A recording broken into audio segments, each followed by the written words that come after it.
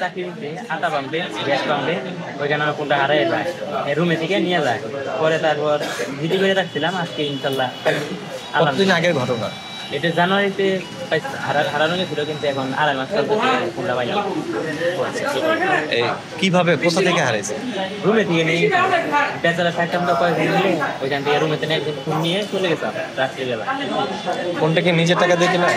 নিজের পরিশ্রমী টাকা দিয়ে কিনছিলাম। কতদিন টাকা জমাইছেন এই ফোন কেনার জন্য? তাও তো আমার 1 মাস উপর লাগছে, 1 মাসে। কত টাকা পান, কত টাকা দিয়ে? এমনি মানে 200 বছর এরকম করে, আর 16,000 টাকা ফোন দিয়েছিলাম।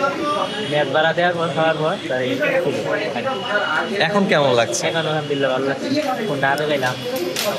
আর এই যে যখন হারায় গেছিল তখন কি মানে কি ধরনের মানে আশা কি ছেড়ে দিয়েছিলেন নাকি যে পাবেন কি পাবেন না?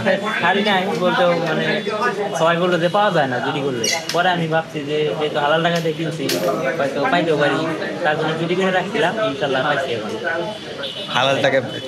এটা ইয়া করি, আমি যে রাখতাম পাবো ইনশাল্লাহ। পুলিশের উদ্দেশ্যে কি বলবেন?